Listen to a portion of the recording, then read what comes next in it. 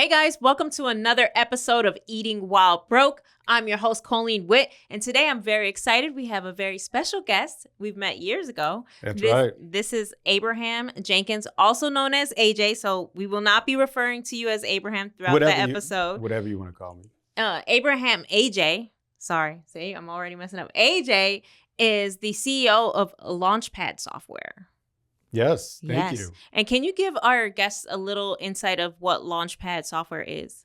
Yeah, so I run a technology company. We're a software company that helps government agencies, nonprofit agencies, improve the lives of people in the community. So we work with a lot of large cities and states. Los Angeles here in LA is one of our customers, and they use our software to help deliver job training services, employment services, homeless services, veteran services. So we're just trying to think of a smarter, more innovative way to get services to people in the community. As an entrepreneur, technology was, the first and best way. So, the technical term is we're a SaaS company, enterprise SaaS, for those business folks out there who are in the technology space. That's what we do.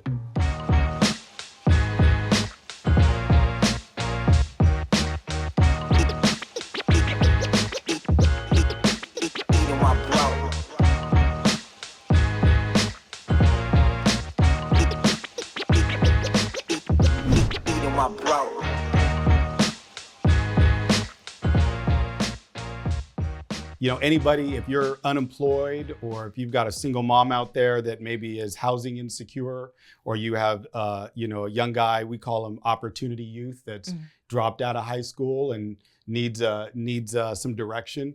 There are a lot of programs out there that these individuals can get access to. There's a lot of money that's being invested in these communities. And so what we try to do is use technology to make it easier for these individuals to get these services, whether it's through a mobile app, whether it's helping the nonprofits track all of those individuals.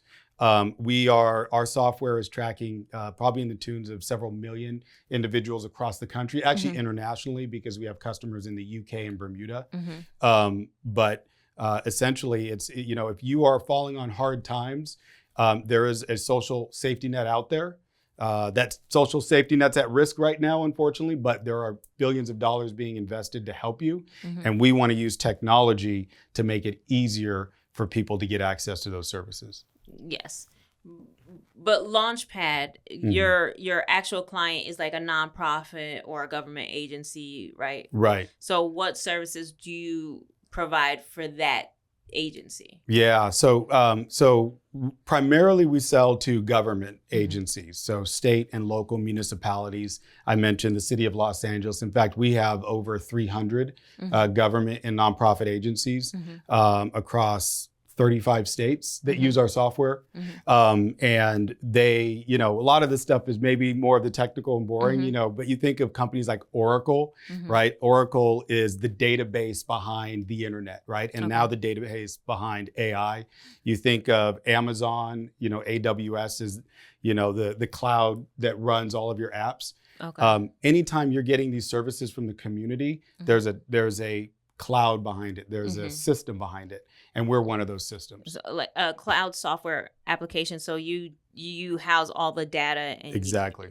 Okay, perfect. So you're like the encyclopedia behind a company, like that's right. The stuff that we don't want to see or be a part of. Right. But you're the organization structure behind it. Exactly. In the cloud. In the cloud.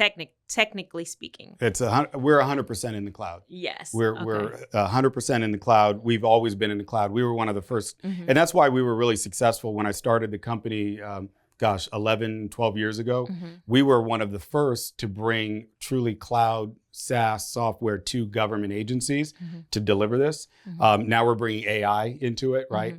But think of it this way: when you go to the bank, right, and you want to know how much money's in your account or what investments you want to get, there's software that runs all of that, right? Yes. There's a great book out there called Software Eating the World, right? So we're doing the same thing, but we're trying to do it to have a social good, right? Like if you can have software that can help people with investments, get a mortgage, buy a house, get healthcare, we want to use the same strategy and technology to help people get job training, get, if they're, housing insecure, get into a house, get connected with grants, get job training or education. We're doing all of that.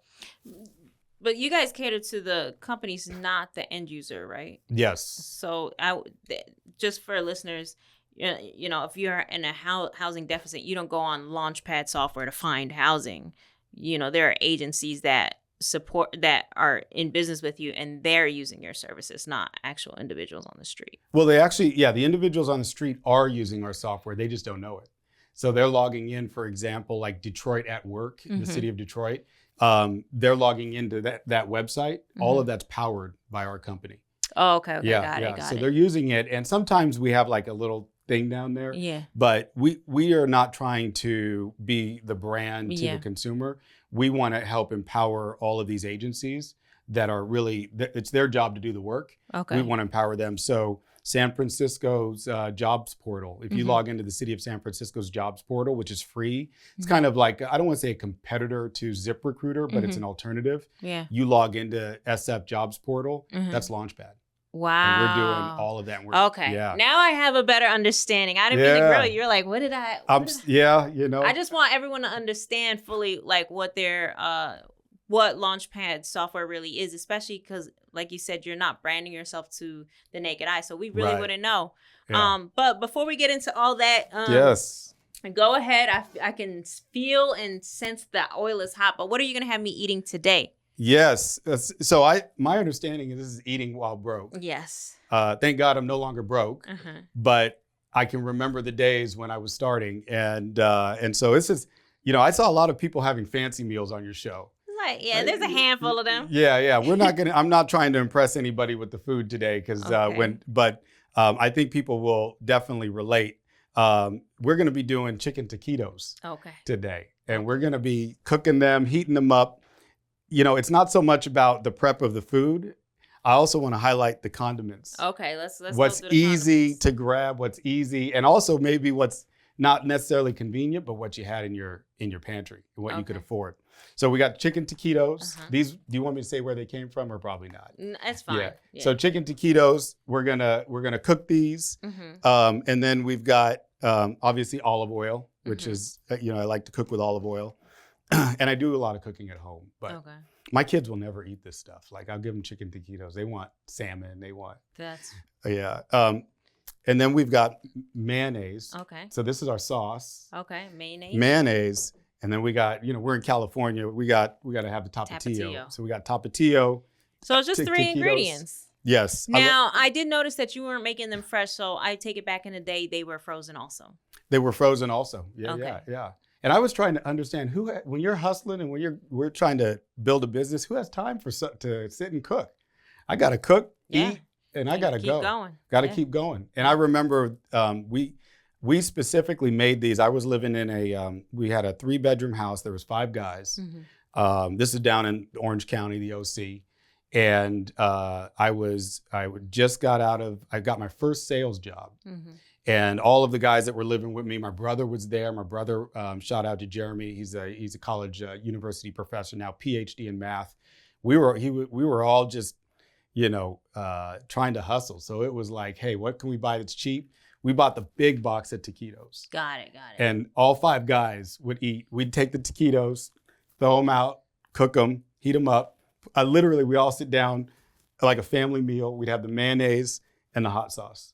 Okay. And we'd have, I won't tell you what we were drinking, but this, this is what we ate. Yeah.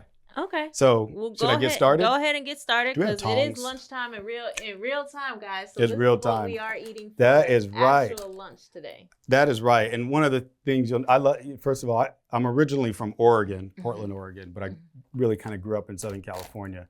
I love Mexican food. Okay. I love Mexican food. My team will tell you, it's like I'm always wanting tacos or taquitos. I like flautas. I was excited because originally I thought you were going to do flautas, and I was like, oh, I love them. Oh, no. I'm sorry to disappoint. And then I thought I was going to learn how to make them today. I'm sorry to disappoint. I don't know how to make flautas. Yeah. That'll be for another day. Another day. I think you got to have another spin-off of eating while not Eating. broke. I know everyone 'Cause wants to do the luxury edition. The luxury. You know, I should do it because I'd probably eat lobster and crab and You know, all the good food. yeah. So I'm probably putting too many in here, more oil. No, that's good. And That's I'll good. turn I'm the heat up. hungry. Yes, for sure. So I know you already started talking about this, about you and your 4 other buddies living in this house. You Yep. said that this was when you got like one of your first sales jobs. So I take it Yeah. that you and your buddies weren't working on Launchpad. No, Was Launchpad even a concept at that point? it wasn't. No. I started my first company. So this is my third company that I've had, and sold my first one. Second company was more of consulting. I started that in 2006. So this is, and I'm dating myself, but we're going back to the 90s here. We were fresh out of high school, dropped out of high school. We'll get into that later. Actually, I didn't drop out. They kicked me out. I'll make that distinction. But no, it was, I was working so the backstory was in high school, I was a troublemaker. I was hands down, my son's here. I got to be careful what I say. No, say it all. I got to say it all. Yeah. So I did not have a good high school experience. Okay. I grew up in a single parent household. My mom, my dad, unfortunately, and both my parents are passed. My mom actually passed away back in July. Oh, okay. So I'm sorry. yeah, you said people might cry on this episode. That will get me going. But grew up in a single mom household. My mom raised 5 kids on her own. Okay. She was disabled. She had a brain aneurysm, and it was undiagnosed until 1995. Oh, wow. So we moved from. Wait, what are the side effects of a brain aneurysm? How she was undiagnosed for so long? Yeah, probably the most famous person who had a brain aneurysm that we could remember recently is Dr. Dre. Okay. If anybody remembers, he was rushed to the hospital a few years ago and basically, was having intense pain, or I don't know the symptoms that he was experiencing. But your mom was experiencing symptoms like that, like pain and all that? Pain. While she was raising the 5 kids? Yes. Wow. Okay. Yes. And then your father, just to lightly touch on, did he pass when you guys were very young or something? No, my dad passed in 2010. Okay. And my dad was an ex-football player, played for, and my uncle both played for Arizona State. Okay. They're both in the Hall of Fame, Bart and John Jankans. And my dad then both of them got drafted to the NFL, early days. So I'd tell this is, this was leather helmet days. I'm the youngest. I'm actually, I have a blended family, as you know. I'm a mixed race, right? I think we're both mixed race. Yeah, right? yeah. I got a blended family. And he was drafted Chicago Bears. And, played a couple of years and wanted to get into urban planning. So he got his degree from Arizona State and eventually found his way up to Oregon and met my mom and all of that. But yeah, he was around, but he wasn't in my life type of thing. If that makes sense. So he was around. Your mom was, I guess they were separated from early on, or? My parents never married. Okay. So I remember probably my dad was in the house till I was about 5 years old. Okay. And, my dad was a wonderful person and just an amazing, beautiful person. I think I got a lot of definitely got my entrepreneurial bug from him. Okay. And because he started different ventures and different things. And also, from both my parents, I got the passion for helping the community. Okay. Because my mom, when she was healthy, actually in the 60s, marched with Cesar Chavez and Dolores Huerta in the farm workers movement. Okay. So, but yeah, my parents never married. Okay. We grew up in Portland. In fact, when I was born, and I was born with a disability as well. It's nothing that was, but I was born with what, I won't get too much into it, but it was resolved at birth. But I was in the hospital for like 6 months. Okay. And then when I got out of the hospital, my mom and the family, we didn't have a place to live. So we lived in a women's shelter up in Northeast Portland for many years. Or not many years, but we lived there for several months. Okay. And I take this is before your dad was in the NFL, or? Yeah, because I'm the youngest of. Okay. Yeah, Got so it. my dad You know, So he was in the NFL in like the early 70s. Okay. Yeah, because I'm the youngest of 11, and so yeah. Of My dad had 11 11 kids. kids, and then 5 of them were with your mom. No, 2 of them were with my mom. My mom had 3 other kids Got with it. other marriages. Yeah. Okay. Yeah. So blended Blended family. Okay. Yeah. When you were saying blended, I thought you meant biracial. That too. That's what I was thinking. But that too. Okay, so now we kind of have a gist of your upbringing. You say now in high school you were a little bit of a challenge. Do you know where that challenging side of you came from? Yeah, I mean, well, I 100% know. So I mean, I'm the stereotypical, grew up with ADHD kid. You know what I mean? I was like I got expelled or kicked out of every school. Okay. Kindergarten. They gave me my own desk or office in kindergarten. Like when all the kids were playing on the jungle gym and stuff, I had like a cubicle in the kitchen at kindergarten.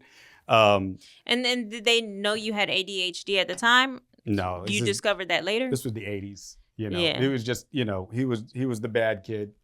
He was the troublemaker, right? Okay. And so, and then in second grade, that school kicked me out, and I had to go to what was called a farm school. And this is out in Oregon, Portland, and so it was a little more rural. And I went to a farm school for a year, and it was like we had cows, and it was in a farmhouse. It was, and these were all the quote unquote bad kids. Okay. And went there for about a year, and then I went back to the school that I was at. And then the family at that part started breaking apart. My dad left. I was 6 or 7. He was in and out of the house, but he like permanently left.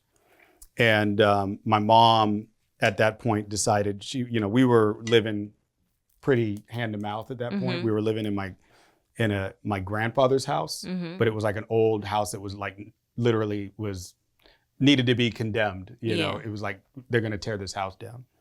So my mom was trying to figure out like what to do. I know she got a little bit of money from the selling of that house because her and her siblings had owned the property. And so they sold it, got a little bit of money from that. And with that, we lived on that for about a year. We moved to an apartment in Lake Oswego, Oregon, if anybody, my Oregon folks out there. And I remember going to that apartment. We had no furniture. We had one TV in the corner.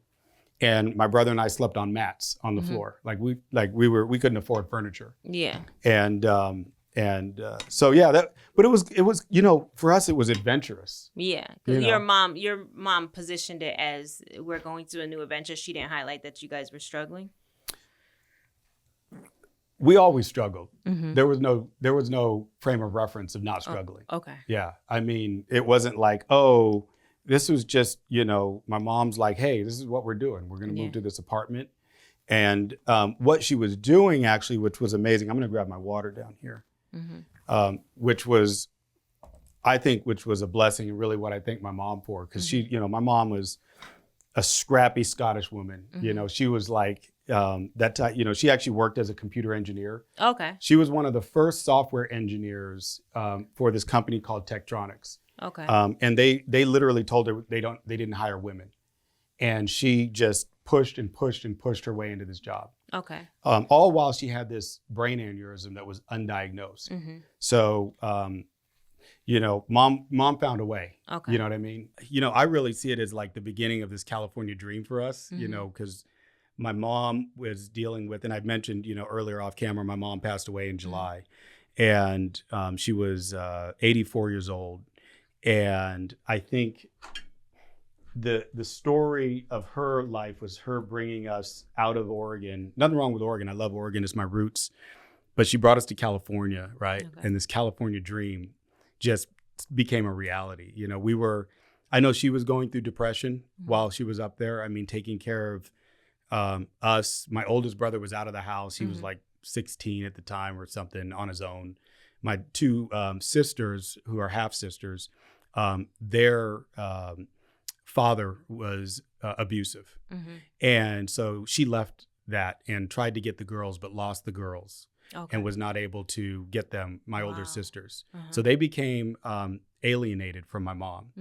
And my older brother, Tristan, who's an amazing guy, said to my mom, and he said this at the funeral. He said, he calls her Jean. He said, Jean, you've got to take care of these other boys, these two boys that you have, me and my brother Jeremy. Okay. And so she applied to schools all throughout the United States to study, get her master's degree and a PhD. One, because she's an academic, she loved to teach, and then two, she knew that it would be a livelihood, that she would be able to take care of us because she would get school loans and we wouldn't be on the streets anymore, right? So so she applied to 3 universities, or she got accepted to 3: Texas, University of Texas, UC Santa Barbara, and UC Irvine. Okay. And my uncle, her brother at the time, had a business. He was also in the technology space. He had a software company that he started in Irvine. Okay. And he said, you need to come to Irvine. You need to come down here to Irvine. Right? Okay. Shout out to Irvine, the IVC, we say, the Tech Coast. I have a cousin that went to that school. Yeah, UCI, shout out. And so it was just amazing because I remember one day we packed everything up in the back of a 1976 Volvo and one of those small little U-Haul trailers. Yeah. And we're, she's like, all right, we're leaving. And she didn't tell my dad. She didn't tell, anybody. She just packed everything up, me and my brother. Like they said, the other kids were out of the house. And we just drove down from Oregon, down the 5, down the 101, all these little scenic routes. I just remember driving through these little towns and stuff. And I remember one time my mom saying, she's like, guys, I've spent all the money we have on this. She's like, we're going to make it. Wow. We're going to make it. Did you guys end up going to live with your uncle at that point? I never lived with my uncle. Oh, okay. No, I never lived. I lived while my mom was in school getting stuff ready. Yeah. No, she took us with her. No, she took you guys with her to Irvine. That's correct. But you said your uncle had a company out there. Oh, no, I didn't go because he had a company out there in the 80s. Okay. And then he sold his share and then moved to San Diego. Oh, okay. Yes. But she came closer this way. He recommended coming to Irvine. So they had a conversation. She came down. In fact, this earlier in the summer, if I recall, she came down to San Diego and I went and stayed with my dad for a summer, which was it was like, that's where I really started to connect with my pops. Okay. But technology seems to be running fluid in your family. I think technology does. Yeah. I come from a family of builders, though. My construction. My dad was an urban planner, development. I remember him when I did have time with him. We would drive around. Oh, these are getting going. I would drive around. He would drive me around in his pickup truck, and we'd drive around MLK Boulevard and and he'd have these houses that he's designing or building and stuff. Okay. And he had success with some things. He never had breakout. Yeah. Multi-million-dollar business, but he got houses built. And what I got from my dad, Coline, was he never tried to just do it for a profit. He built houses. He wanted to train people. In fact, I remember he would take me and he would go and get homeless guys and teach them the construction trade. Nice. I like that. And put them on the job. Nice. I like that. Yeah. So let's skip ahead to you getting your first sales job. We skipped high school. We skipped high school. Well, high school, you were labeled, I'm guessing, a problem child. So I not just a problem child in high school. I got arrested 4 times in 1 year in high school. Okay. And I'm just saying this because I'll say the message that I want to do and the people I really want to speak to are those young kids who are feel like they're on the wrong path. I really want them to understand that sometimes there's a turning point in your life. And so I got arrested 4 times, and I got arrested on school. Like that was it for me. It was my junior year. Got into a fight.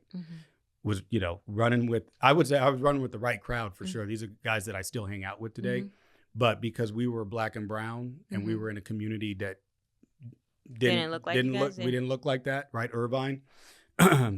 They and I got into a fight, and the teacher tried to break it up, and the teacher claimed I punched him. And I don't recall doing that, but I'm just going to say I didn't do the right thing. Yeah. And so we left. All of us just scattered. I came back to the school, and the principal pulled me into the office and said, hey, we just want you to wait. We want to find out what's going on. They called my mom, but they didn't let my mom see me. And I waited till the end of school to get out, right? Until the bell rang. The bell rang, police officers walked in. Wow. Handcuffed me, perp walked me in front of the entire school. My girlfriend at the time, my friends, they were just shocked, you know, and I got arrested. That was like my 4th arrest. I don't remember. I had literally like a hearing at the school. Like it was I don't know what you call it, like a court case. And they said, you're expelled from high school. And I was 16 years old, and I'm like, what the heck? Like, I didn't want to leave high school. Yeah. I was a terrible student. I didn't study. I was D's and F's, but I didn't want to leave. Yeah. So I got expelled, and they, fortunately, my mom at the time and some other guidance people, I got put into a school with the gang members and the pregnant students. And there was a teacher there. Her name was Marcy, and she was like, AJ, you're different. You don't need to be here. And she mentored me, and literally from then on, I got straight A's. Wow. Straight A's. I never got A's in my life. Wow. And come to find out, we talked about the ADHD thing. I was evaluated when I was in 1st grade, and they said, yeah, he's got behavioral issues. He's got all this. I was 2 grades. I tested in 1st grade, 2 grades ahead in math and language. Okay. But all along, everybody told me I was a bad kid. Yeah. And you started to really believe that. I would imagine. You believe it, you become it. You're trying to survive how people are perceiving you. Yeah. The teachers are treating you, that sort of thing. So I started getting straight A's, and I'm like, I was doing it on my own. I'm like, this is easy. Yeah. And fortunately, I did so well that year. I went to the other high school in Irvine, and I reapplied. And they gave me a shot. Wow. They said, well, it was Irvine High School. I'm going to put people on blast here. University High School in Irvine expelled me, guys. Wow, okay.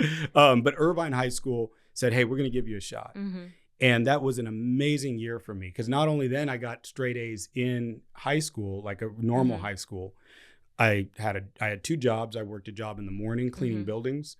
I went to school, and then I worked a job in the evening. Wow, okay. And I bought a car. And I was the first one in all of my crew, like literally, because my mom said, you know, hey, we were on welfare at the, you know, all this time. And she's like, I don't want you guys on welfare. When this summer, I was 17. She's like, you guys have to move out. So I was 17 when I graduated high school. I graduated when I was 17. She didn't want y'all on welfare, but she kicked y'all out. Yeah, she's like, you got to go make your own way. Okay. So my brother came to me, and he's like, because he had graduated a year earlier. Yeah. He's a year older. I told you I like stuff kind of overcooked, so I'm going to turn this down. Probably turn it off. Yeah.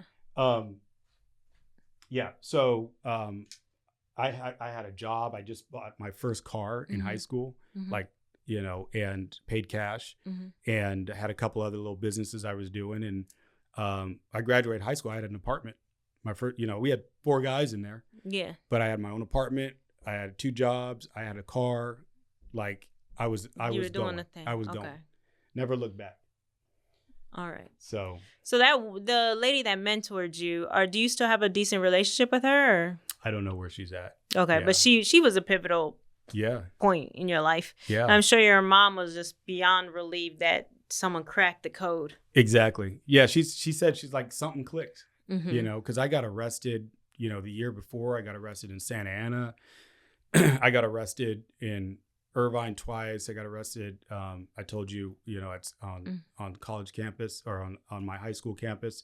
You know, I don't like to say this, but I threw a party out in Orange County, and because I was always kind of in the scene. I loved music, loved hip hop, and unfortunately, one of the guys that came there, we had a bunch of, you know, gangsters that came, and one of the guys got killed at my party.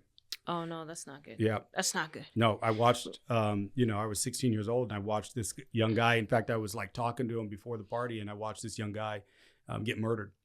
And my brother and I, we tried to save him. And there was, you know, I'm not going to say which gang or whatever of that, but there was a bunch of gangsters around. And I pulled my brother out and said, we're not like, we can't do anything. Yeah. And so I was in a lot of like I would say the devil or whatever was trying to pull me back. So life is crazy. Yeah. Life is crazy. So after the high school, you start pivoting your life in a positive direction. Where does the entrepreneurship start to creep in? Because you're working jobs. Yeah. I think I'm one of those that was born an entrepreneur because I had businesses, like official businesses where I register a corporation. I didn't do till I was 23, 24. But I had businesses all throughout. I was that kid in school that was selling something to somebody. Yeah. So so I would say I was born an entrepreneur. Okay. Yeah. And at this point, you're on your own. You're living with these guys. You have your first sales job. At what point does entrepreneur 23, 24 start taking over? Yeah. It was, so I worked at a job in high school.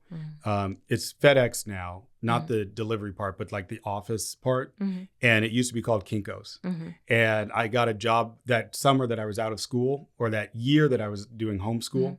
I went and applied, and I went in there every day for like weeks. Actually, it was months.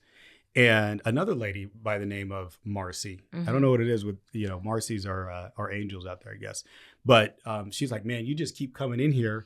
We can't get rid of you. And I'm like, I'm just looking for a job. And so they created a job for me. And I would be, working on the copying machines. I'd clean up. I did all of these things. I saw the guy who owned, Kinko's was owned by another guy in Santa Barbara.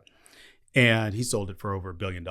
But there was a group of Kinko's in Orange County that were privately owned by another group. And the guy's name was Rollin, and Rollin and Charlotte, I think. I'm not quite sure. They lived in Laguna Beach. Yes. Rollin would walk in, and he was like this 6'9", tall, older white guy with like a ponytail.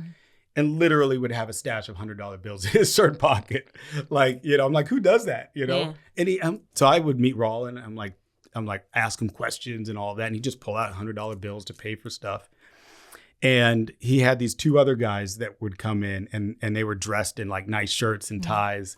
And I'm like, I want to be like these guys, And I'd ask Rollin, like, what do they do? And he's like, they're in sales. Oh, okay. Yeah, sales they're in guys. sales. And I'm like, okay. And then my mom said to me one time, she said, hey, she goes, you need to go into sales because one day you'll be a CEO. Okay. And, and I won't get into my mom's relationship. We were close because she, provided for us, but we weren't. I think she had lost a lot in her life emotionally. And so we were not close emotionally.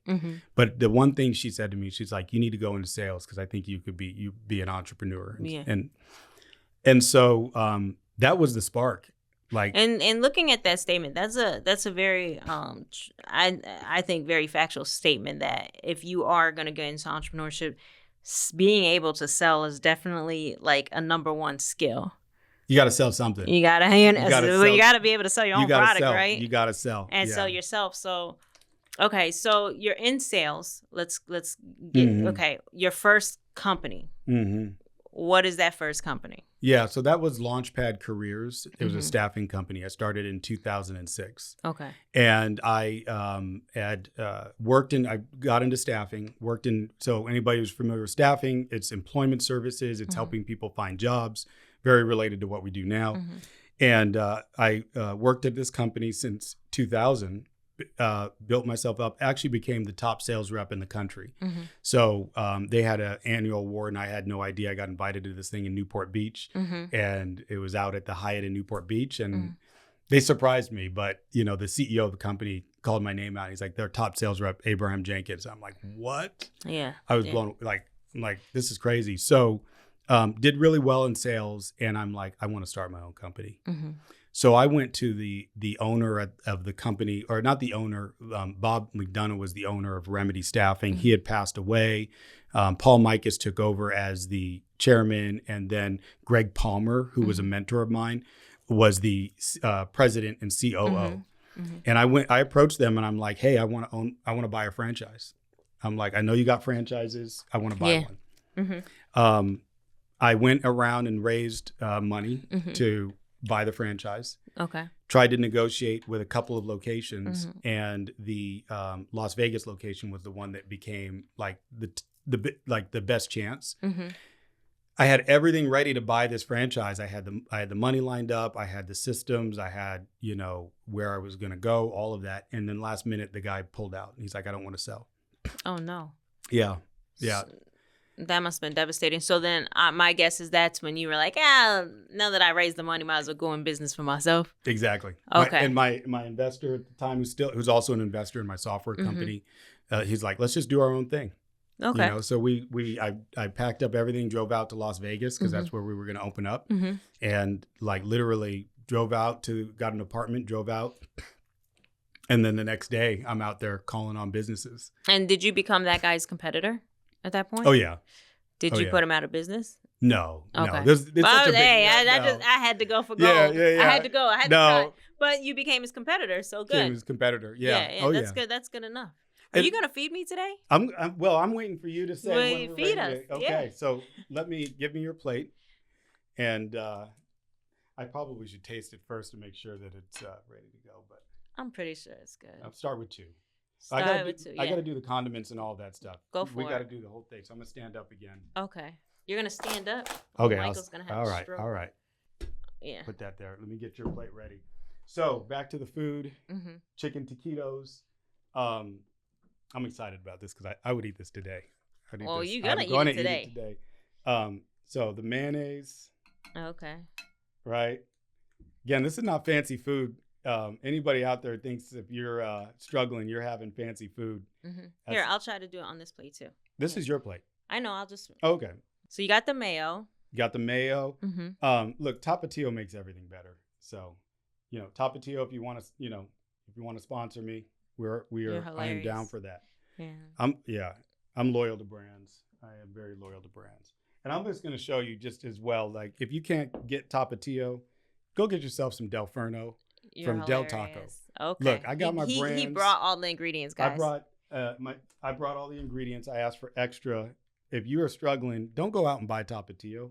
Go to Del Taco, get yourself a 79-cent or $1.29 taco and ask for extras.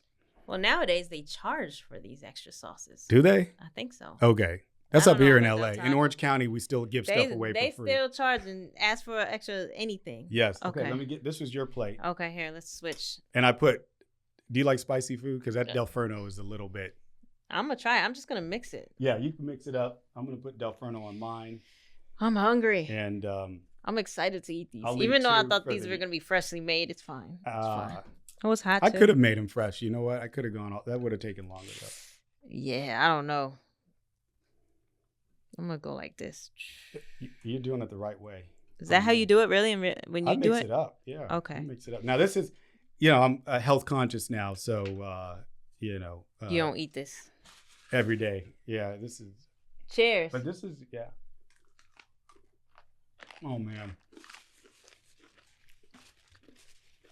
The sauce, see, people don't know the mayonnaise I like the and sauce. hot sauce. I'm telling you. Wow. Did you come up with the sauce? We invented this sauce. This mayonnaise and hot sauce.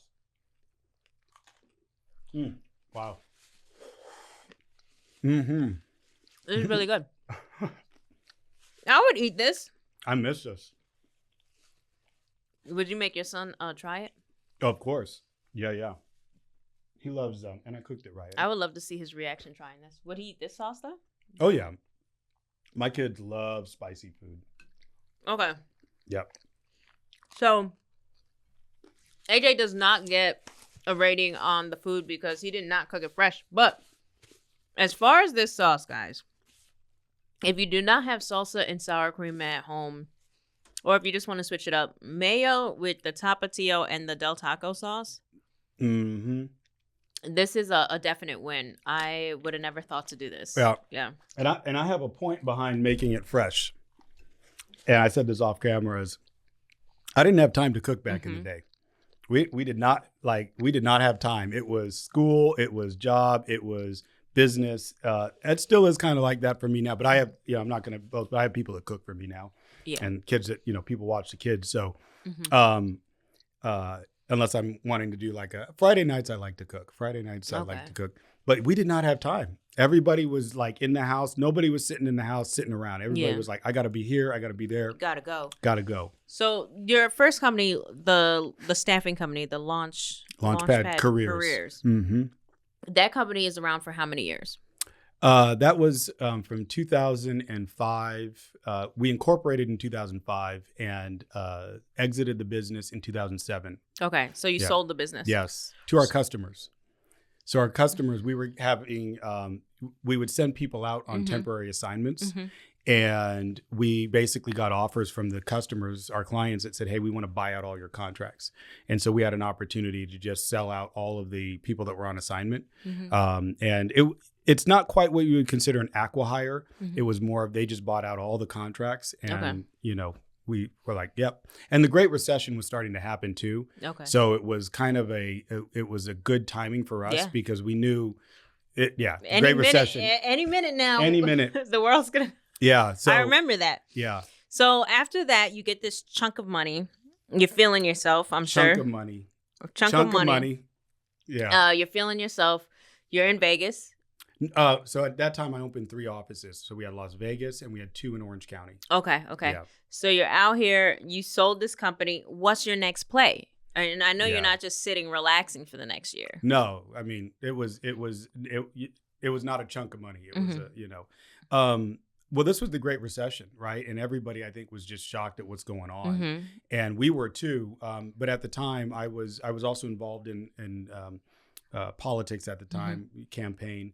And so a lot of the government agencies, because they knew I knew employment and how to help people with getting jobs and careers, a lot of them reached out to me because, Orange County, Santa Ana, Anaheim, Los Angeles, San Francisco, all of these government agencies or city governments were trying to help people get employed, right? Because it was just massive layoffs. And so I, through my network, started getting consulting engagements. So that's when I started a company called Workforce 2.0, which was to consult with these agencies to help them get people reemployed. Yeah. So we ended up getting contracts in Orange County, in Los Angeles to, and this is when I learned about workforce development in the government and how they actually do help you with job training and employment. And so I got these contracts, and one in particular we got with the County of Los Angeles to help people who are on welfare get reemployed, set up an office in South LA. We would drive in South LA every day from Orange County and would help, basically, people would come in that are on welfare and we'd go find them a job. And I did that for about a year and a half. We got a bunch of contracts. And at that point, this is when I started the technology company because I had software in my staffing company, right? Like we ran the business with software. And so I realized I should be doing the same thing in this consulting engagement. So we built a software. You keep saying we. I'm sorry. Why do you keep saying that we? Are you referencing the company or are you referencing a partner? The team. I have partners. Okay. Whenever you're doing something, you're doing it with we. You're doing it with. I just wanted to clarify. I thought, but I was like, just make sure. Yeah, I've got partners. Ian Connell is our CFO, and he's an investor and owner, and then Melissa as well as my business partner. And so they, but I also had employees. I had, a guy named Charles at the time, and then Alyssa. So when I say we, it's your team. It's a team. It's a team. Especially when I'm talking about the things that we're doing, right? Yeah, I started a company, sure, but we're building this thing. Yeah. So, we set up an office in South LA, and basically, we built this software. And this is when I'll talk about companies we worked with. We ended up building the software on Salesforce, and we started getting more and more traction with these consulting engagements and using this software and showing like City of Long Beach or City of LA how we were helping all these people get employed. Yeah. They were like, we love what you're doing with the program, but we love the software even more. Yeah. And at the time you guys were using Salesforce, right? Yeah. And we are still on Salesforce. Okay. Because I was going to say Salesforce is hit and miss. Like I've worked with Salesforce within organizations and it's like it does the trick, but then sometimes it doesn't do the trick. It can be a little funky. Well, Yeah, so we use them same as people build software on Mhm. Amazon Mhm. or Oracle, or if they're building on Google Cloud, or if they're building it on Microsoft. We decided to build it on Salesforce. Okay. And it actually was really successful because at the time they were just getting into the government space. Mm-hmm. And so we were able to ride that wave a little bit. Mm-hmm. And exactly what you talked about, Colleen, is that they weren't building it for these specific programs. Mm-hmm. That's what we did.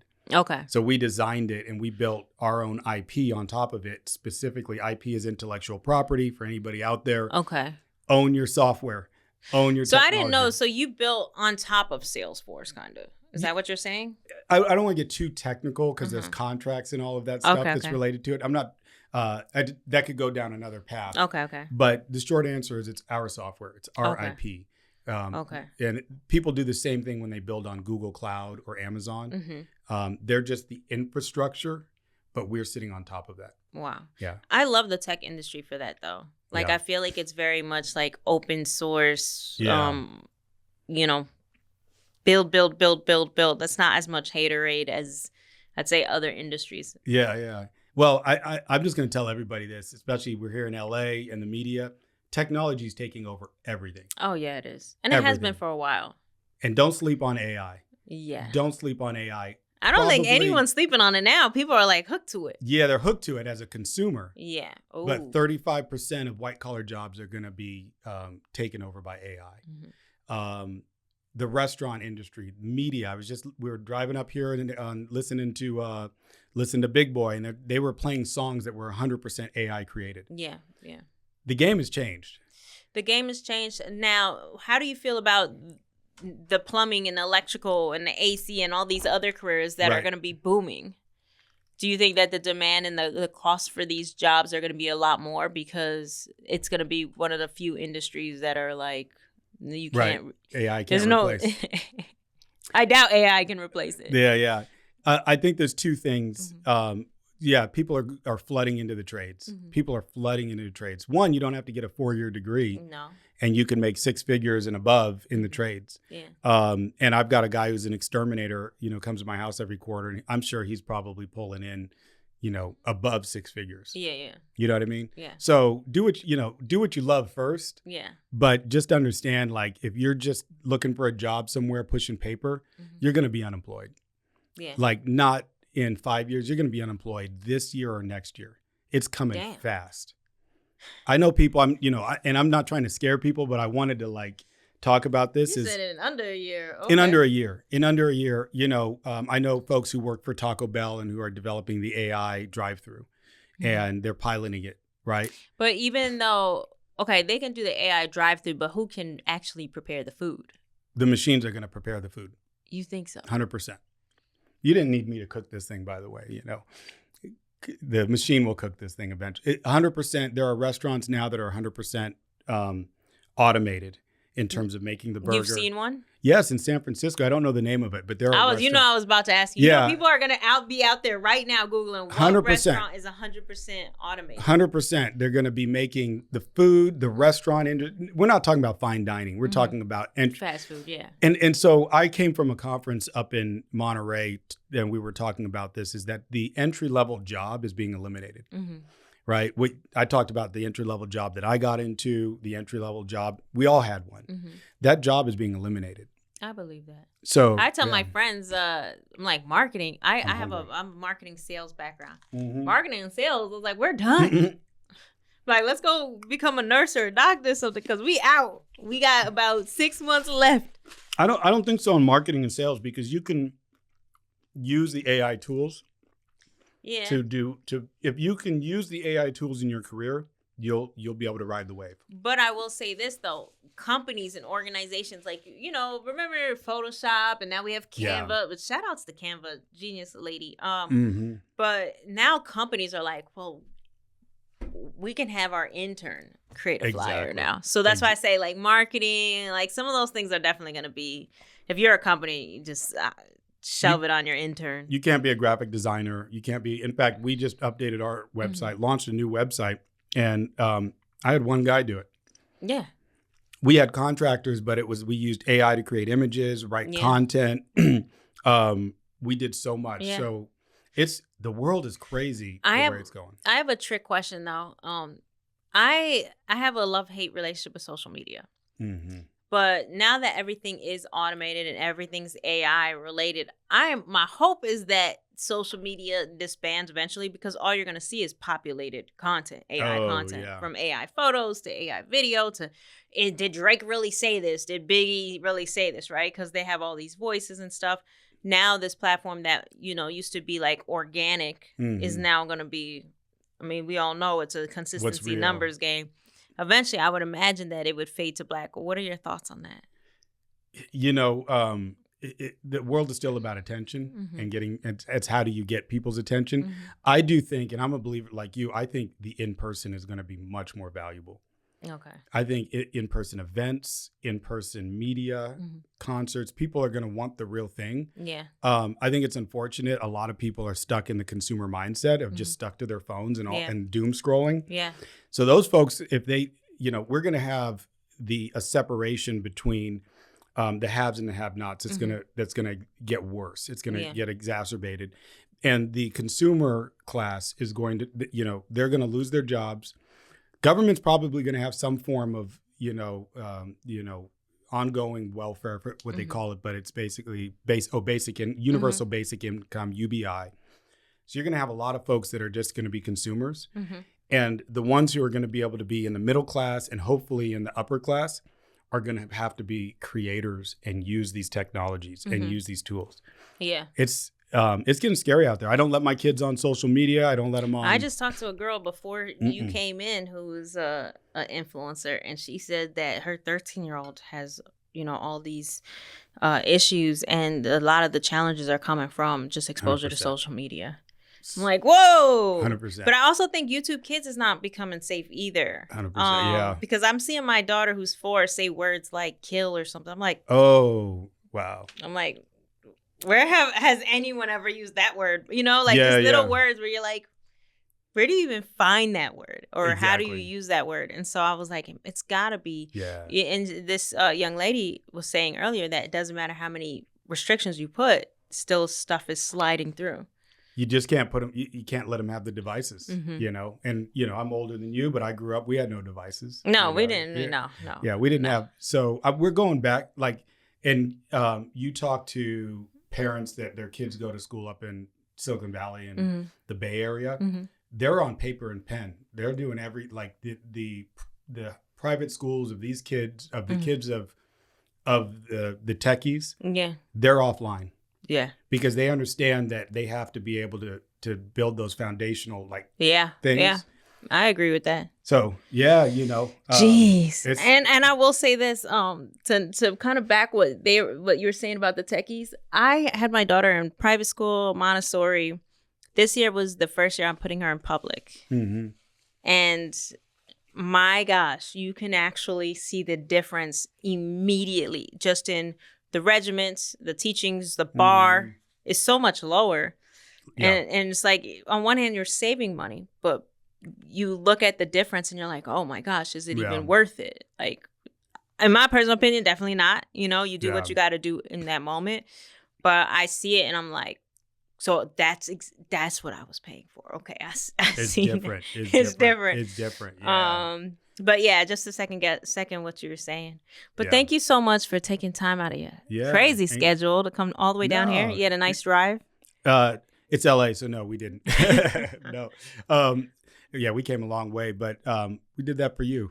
Congratulations on your podcast. Thank you. I remember seeing you 5 years ago or something, and you've built something truly amazing. Thank you. And so I'm a big fan and I'm a supporter, so thank you for inviting me. I appreciate you joining season 5. Yes. Season wow. 5. Yeah. I can't wait. Season 10 and where this goes. Well, I don't know if we're going to go all the way to season 10. There's only so many executives, but I will say this. I am working on a book and I've been spending the last couple months with the help of AI. It's definitely cut it down, transcribing all the interviews. And I was telling my little brother the other day, you know what all of you guys collectively have in common when it comes to what the secret ingredient is to growth? Out of 150 interviews, I would think. Is that what's the foundation to growth?